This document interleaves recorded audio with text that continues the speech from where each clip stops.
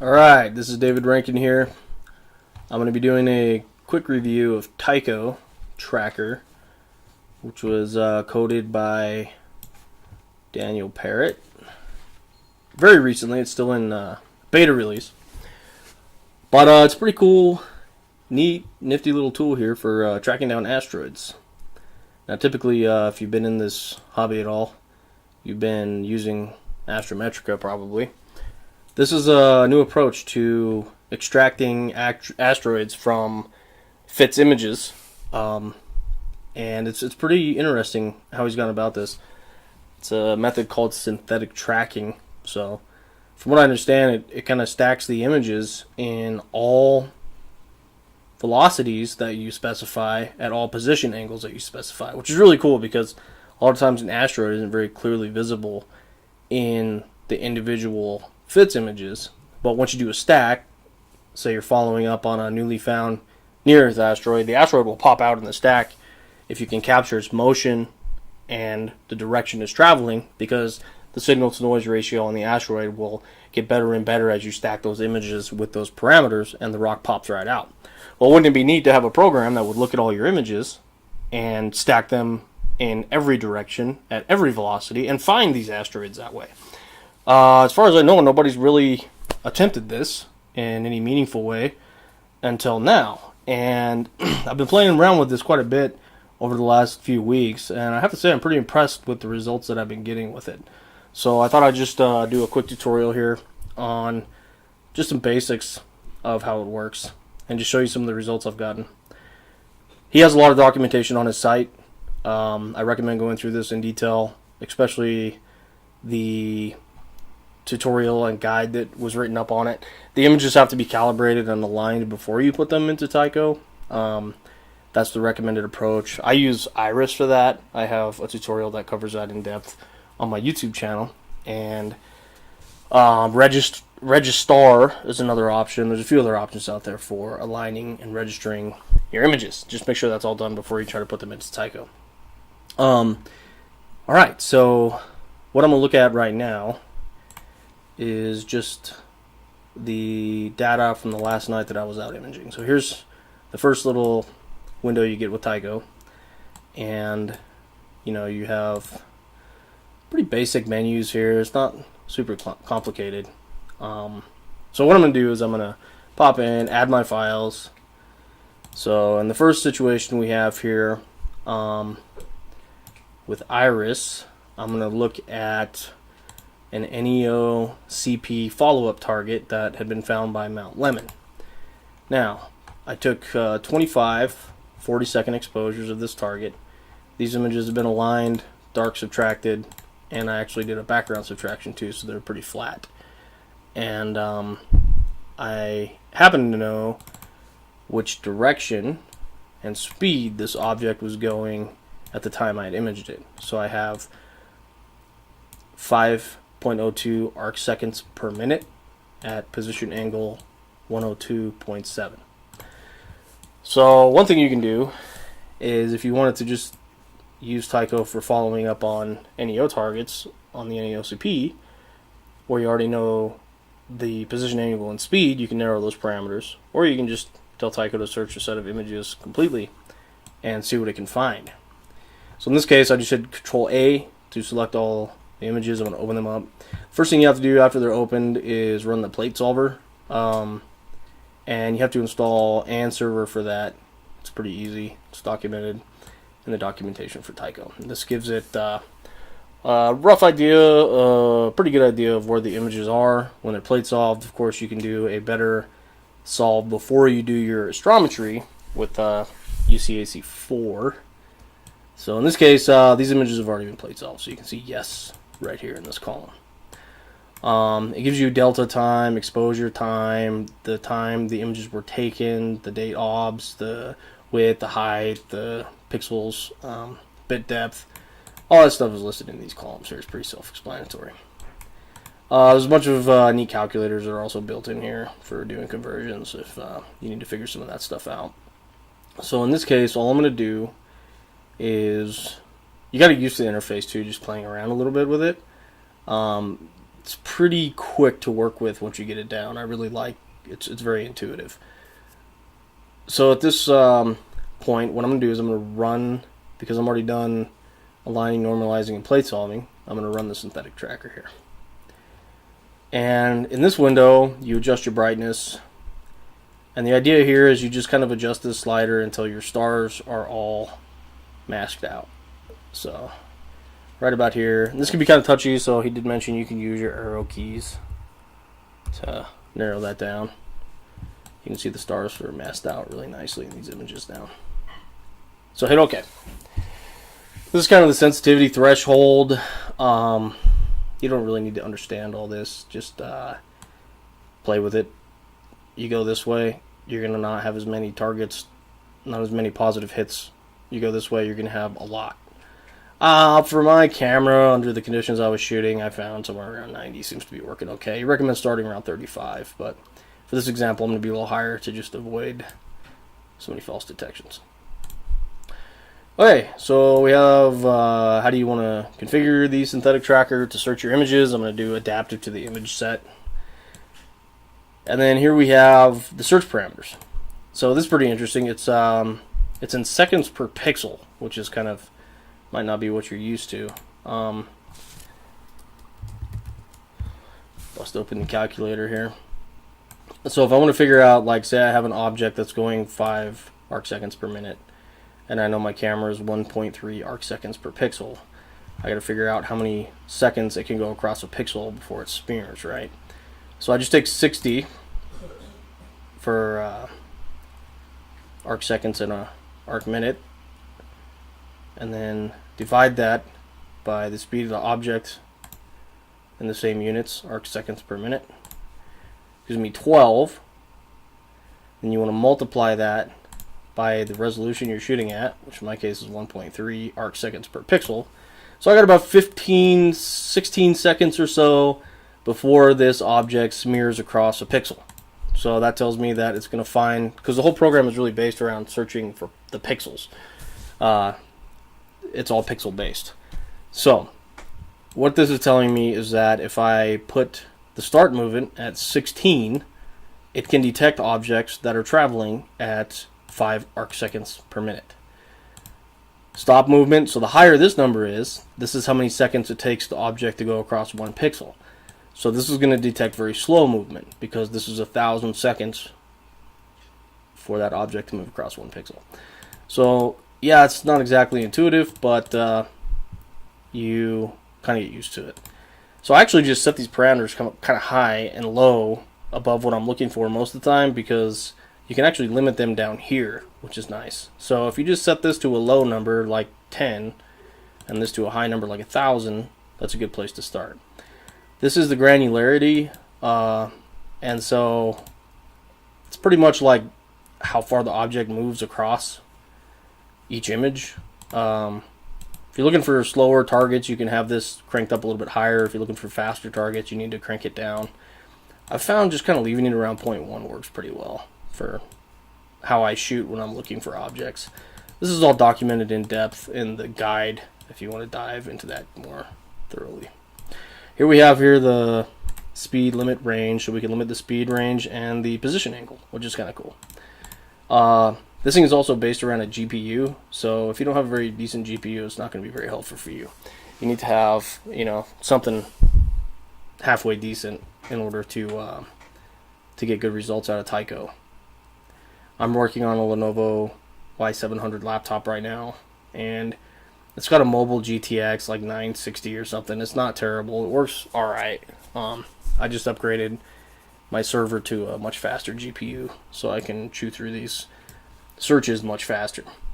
But again, this is one thing that makes Tycho really nice, is that you can actually limit, if you're trying to recover an NEO that you already know the position, angle, and speed of, you can limit those two parameters here as long as they're within the parameters here.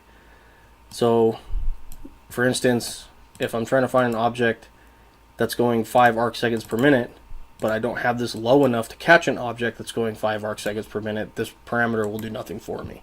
So you have to make sure that these reside on the outside of these. But once you do that, it's pretty easy to limit the speed range here in arc seconds per minute. So in this case, the asteroid that I was recovering from the NEOCP was going 5.02 and 102.7. So I can put this to 4.5 and 5.5, and then the position angle I can set to, I'm going to try and capture around 102 or 103, so I'm going to set this to 95 and 108.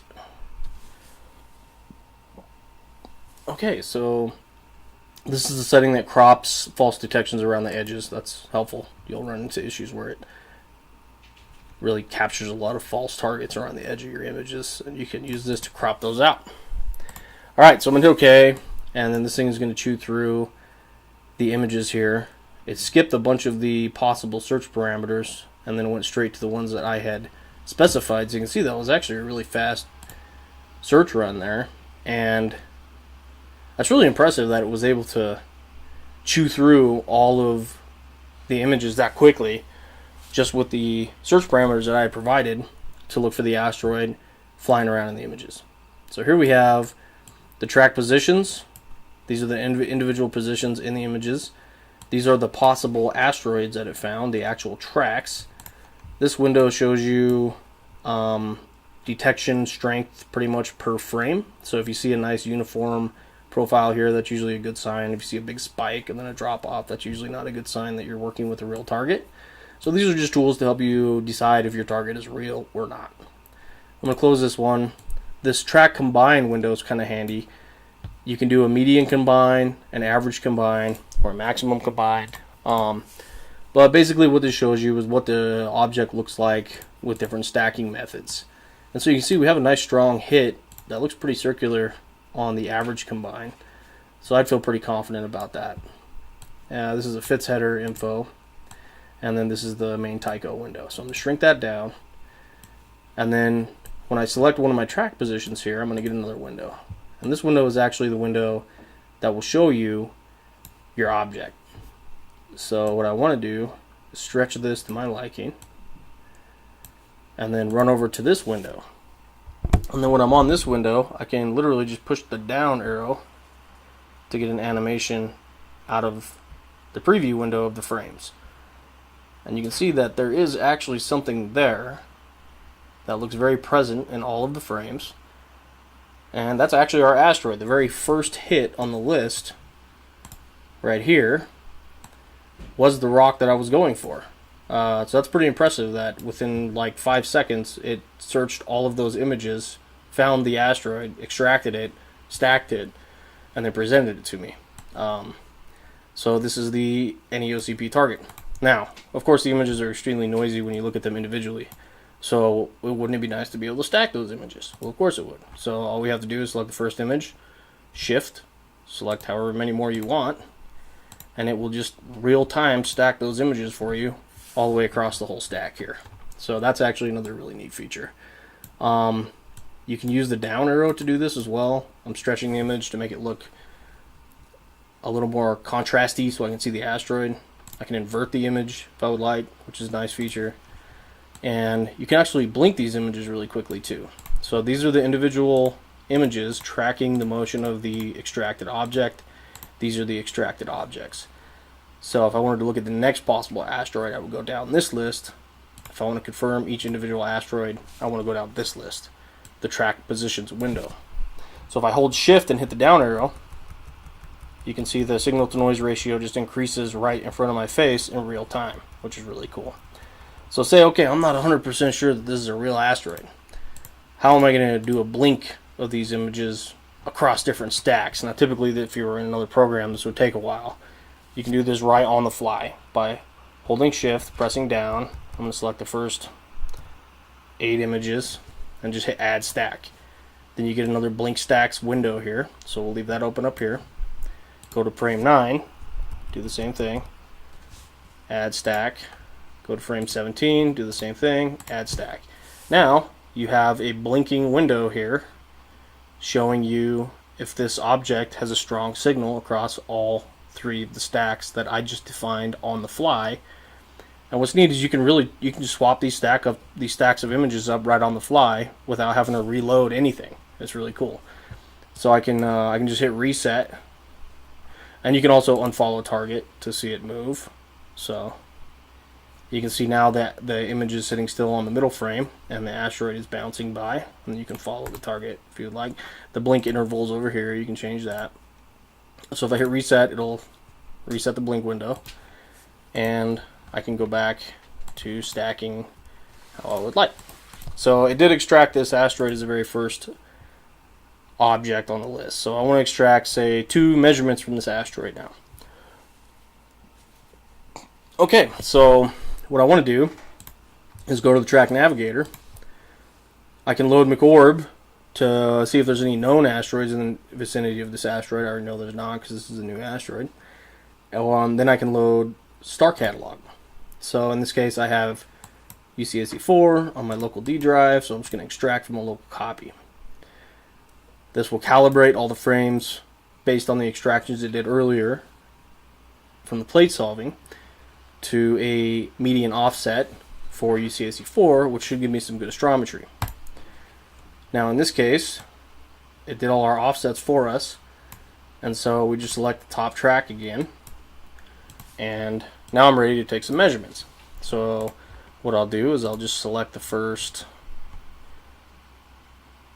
I don't know, 13 frames, double click to center the, that didn't work right, 12 frames, trying to center this thing. So when you double click, it should put the highest value pixel in the center of the frame. So you want to just get this square centered over the source as best you can. Create observation. There's our first observation. So then we'll select frame 13 through 24.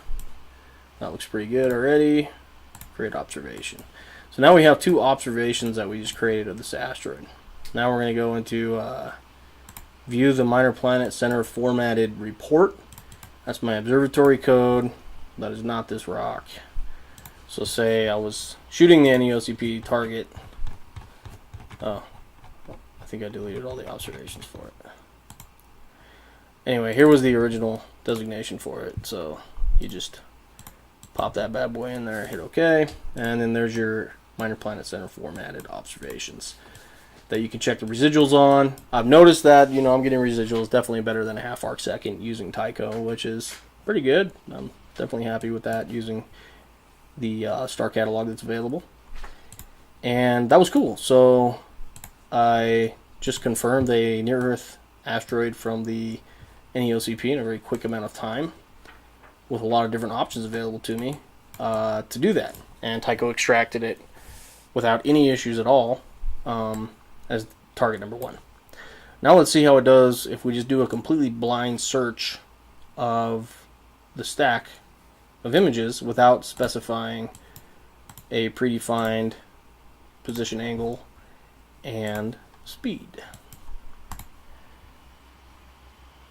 So in this case now I'm going to reset the search, then run synthetic tracker, star mask, sensitivity thresholds, speeds.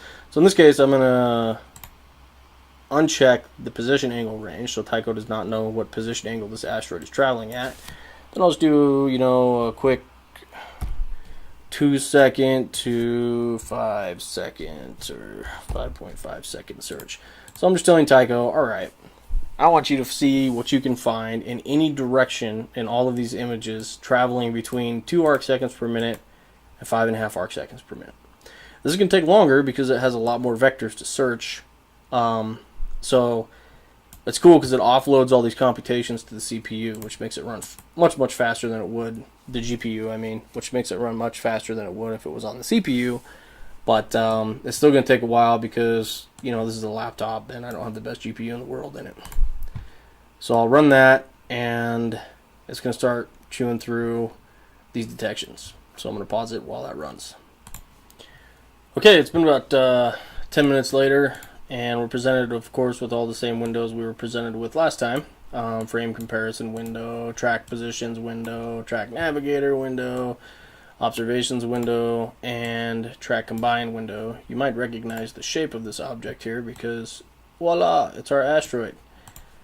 So I told Tycho to do a blind search this time, and so it went through and searched the parameters which I presented to it, which were 2 arc second to 5.5 arc second per minute motion for any potential asteroid I might be looking for in my set of images at any position angle. So the asteroid could be traveling literally at any direction in the images, and it did an excellent job. It extracted the NEO as object number 1 once again, based on the sorting algorithm that Daniel put into the program. So what we can see here is, as we scroll through here, there's our asteroid again. So of course the images are noisy until you stack them here, and voila. So it found it on its own, without any input from me as to where the asteroid was in the images or what direction it was traveling, even what speed. You can search any speed range you would want. Of course, the higher the speed range you go, you're going to be waiting a little longer for it to shoot through all the possible objects it might run into. But there it is. Found it on its own. So you don't even have to really know a whole lot about it. You just can run a blind search and it will do pretty good. So here's another example of that. I was looking through another data set that I had captured the same night when I was out searching for asteroids, and this data set was here. So Tycho needs a minimum of 11 images to work. I'm trying to get 13 or 14, and of course if you're doing follow-up work you can have dozens and dozens. It's got some features to increase granularity if your images are too close together and you're looking for smaller or slower moving objects. You can exclude images here, which is kind of a nice feature. So in this image set, I was just doing a search for objects in the image set, and typically when I'm doing my initial search, as I don't have all night to wait for Tycho to run on my slow GPU to look for objects, I'm not looking for objects that are going super duper fast. So, you know, in this case I'm going to start with objects that are going 0.5 arc seconds per minute to 1.5 arc seconds per minute. And so those were the search parameters I was using this night. We have 0.5 and 1.5. And I'm not limiting the PA range. I'm looking at all directions for objects going between these speeds. So I'm going to hit OK and let Tycho chew through this data set to see what it returns at us. Okay, Tycho's just about done chewing through this next set here. It's been about 2 or 3 minutes maybe. And it will present us with what it finds. Between a half arc second per minute and 1.5 arc seconds per minute in all directions for this set of images, which is 13 40-second exposures, but there's a good time gap between each exposure, 3 and 4 minute time gaps.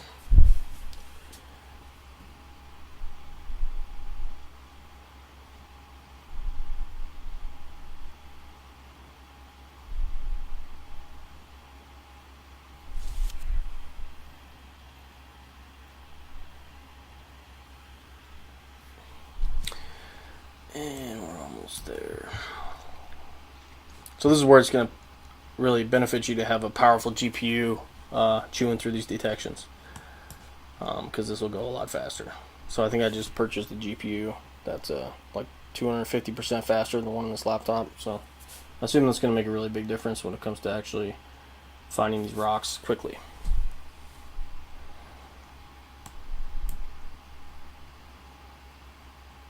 Okay, it gives you a rough idea, or it gives you a time elapsed here when you finish up, and then you have your FITS header information, all the same windows we had before, track navigator, frame comparison. These are all useful tools to determine if the rock you're looking at is real or just noise, because there's a lot of noise. Alright, so I don't want to do any observations yet. I don't need the actual main Tycho window running. I'm just going to shrink that down and then put this up here, and here we go. Here's our preview window. So once again, these are the track navigator contains all the potential asteroids, and the track positions are each individual position for the asteroid in each image. So here we go. So I'm going to cover up the this window, the track navigator, because I don't really need to see it in order to chew through these detections. All I really need is this window here, the track positions window. So you just take a look at the combined track. Looks pretty good. I like putting it on average because it really will tip you off to a bad detection that way. And you just hold the down arrow, hold the up arrow, and it will animate your detections for that frame. So of course this one is really hard to tell if there's anything there. So you can hold shift once again and just create a stack right on the fly. I'm not seeing anything here that looks super convincing. So if I hit the right arrow, it will bring me to the next asteroid in my track navigator. So now I'm on asteroid 2 of 5,000 detections. So all I did is from the track positions window, you hold down or up to go back and forth through your track, hold shift to create a stack, and the right or left arrow to go up and down to the next asteroid. So I'm paying very close attention to the track combined up here. I'm not seeing anything that looks super convincing up there. So I'm just going to keep hitting right until I see something that looks convincing. That one looks a little better. And sure enough, that is an asteroid. So you can see that pretty clearly in the image preview window to the left, but there's a strong source in every one of those frames that is clearly moving. So in this case, I can create a stack real quick to verify that we do have a strong source there. And this was found just on the fly. I mean, I was randomly imaging in the Milky Way, and with those search parameters, Tycho has extracted as track number 4 of 5,000 a real asteroid, and that's pretty exciting. So if I were to then try to extract some observations of this asteroid, that wouldn't be very difficult. First thing you have to do, well actually the very first thing you want to do is optimize the motion. So I want to tell Tycho to pay a little bit closer attention to this object and to re-optimize its motion, so to kind of refine the detection to get a better signal out of it, to get some better observations out of it. So right now it's optimizing the motion vector, and that should give me a little bit more of an accurate track of the detection.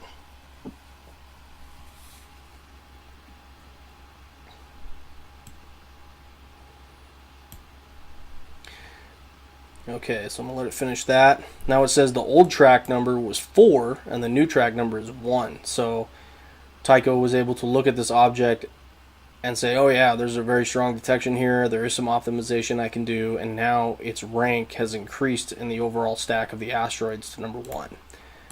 So now if we go back to number 1 instead of number 4, we will be looking at that asteroid. And once again, scroll down, scroll up, you can see there's a very strong detection there. Very nice, well-defined asteroid. So now I can go into the track navigator and I can load the McCorb file, which I've specified from my Astrometrica location. And then it will search the database for known asteroids in the area. And then it will populate that information into the track navigator window. This is very helpful if you're in a crowded asteroid field to identify asteroids flying around in your picture. So this is not exact, and it's much harder with NEOs, but you can see that it did actually say that 2016 R01 is, I'm not sure if he's measuring that in arc seconds or degrees. I imagine it's probably arc seconds. It's pretty close to this location. So we do have a possible positive identity on this asteroid. The next thing I want to do is load the star catalog so I can actually get some measurements of the asteroid. So I'm going to extract once again from my local directory where I have a copy of UCAC4, and I will let Tycho then calibrate the images, which it's doing here, to the new star catalog so I can get some meaningful measurements out of these images. So here we have track number 1, which was our optimized asteroid. I'm going to scroll down 4 frames double click to get a center position, create an observation, and so that's our first observation. I'm going to stick this down here for a minute. Go back over here, select the next 4 frames, double click on the asteroid, create another observation, so we have 2 observations.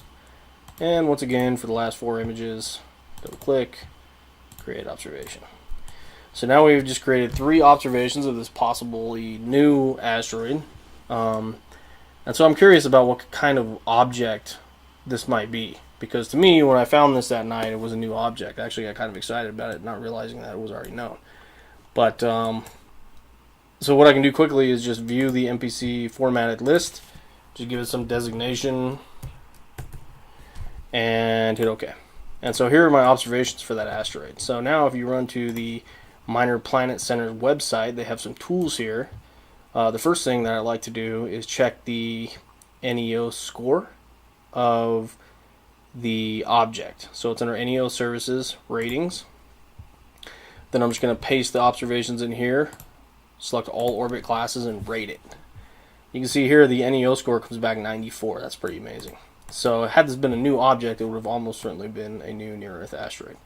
But in this case, we can actually check to see if it's known by going to the MP checker, Minor Planet Checker, pasting your observations in here, selecting these observations, changing a few other search parameters. For instance, I'm only going to search 1 arc a minute down to mag 24, produce list.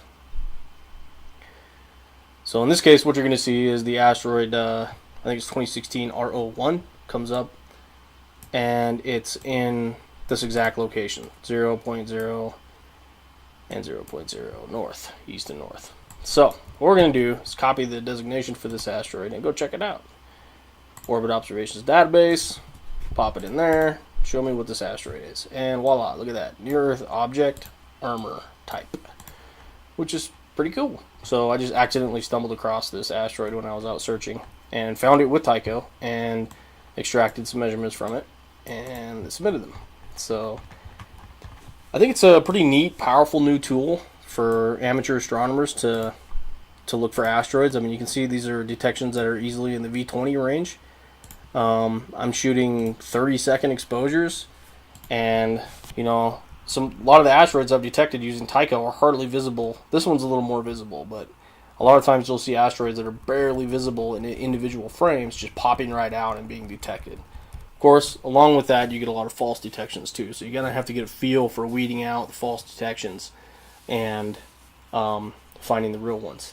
Tycho is pretty good at prioritizing the objects based on how likely they are to be real, but I really think this is going to open some doors for amateurs to find some more stuff, just because you're searching. It's such a new powerful search tool. You're not just relying on, you know, transient points between images and spotting them by eye. This thing really takes a new approach to getting signal to noise ratios stacked in all velocities that you specify in all position angles in a set of images, and it's proving to be able to extract these pretty faint asteroids fairly reliably. So the program is still in beta testing. I've had a lot of fun with it. If you're out looking for asteroids and looking for something new to play with, I'd encourage you to check out Tycho Tracker. See ya.